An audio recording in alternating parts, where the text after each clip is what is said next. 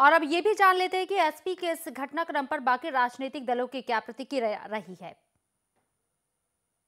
Drama था, ड्रामे का पटाक्षेप हो गया, साइकिल पंचर हो गई और उत्तर प्रदेश की जनता इनके नाटक को समझ गई और भारतीय जनता पार्टी का कमल 2017 में खिलेगा और बड़े अंतर से खिलेगा, क्योंकि नाटक ज्यादा देर तक नहीं रहता। बुलावे अधिवेशन, बुलावे बैठक, बुलावे सम्मेलन, बुलावे, उससे कुछ फर्क नहीं पड़ता है।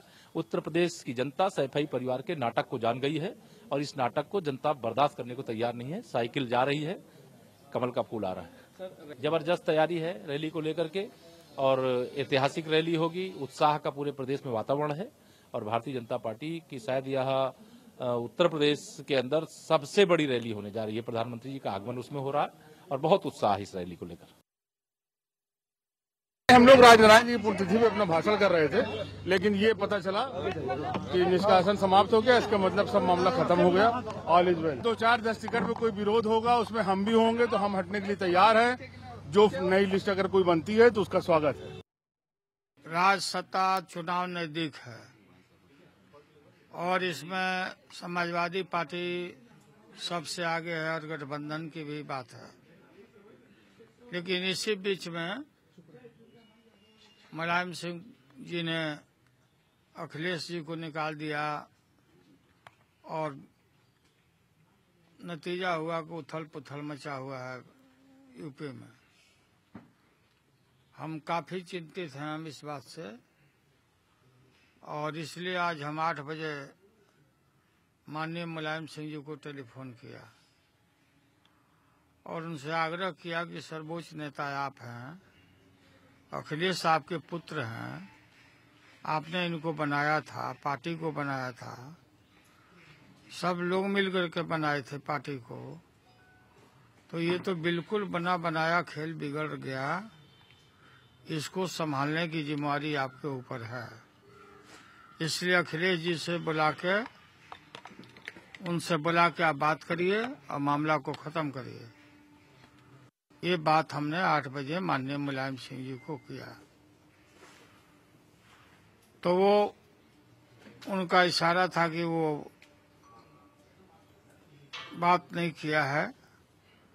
तो हमने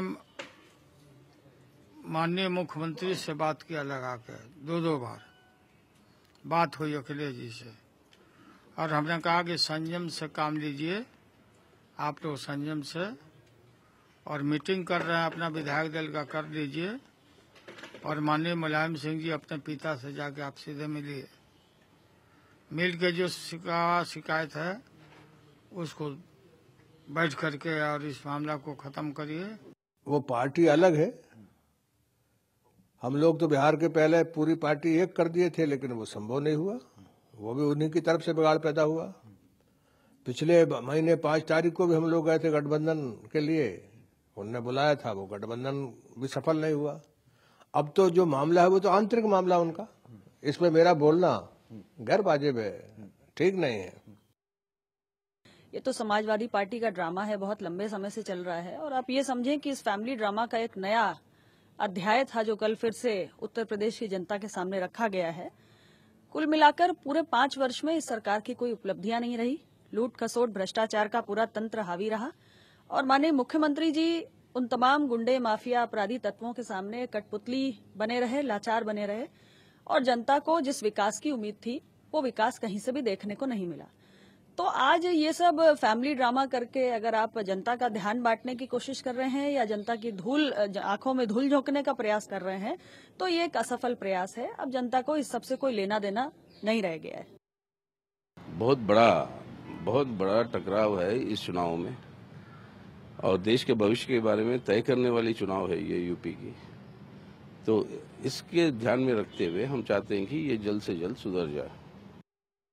ये फैमिली ड्रामा चल रहा है और एपिसोड 1, एपिसोड 2, एपिसोड 3, रोज एक नया एपिसोड आता है और फिर जब एपिसोड पूरा हो जाता फिर मैं कहना ये चाहता हूँ कि समाजवादी पार्टी, उसके मुखिया, उसके मुख्यमंत्री, ये सब उत्तर प्रदेश की जनता को मूर्ख बनाने के लिए और गुमराह करने के लिए रोज ड्रामा रचते रहते हैं।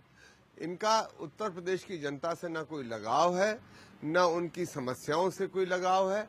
ये केवल उनको इधर से उधर भ्रमित करने के लिए ये सारा कुछ कर रहे थे।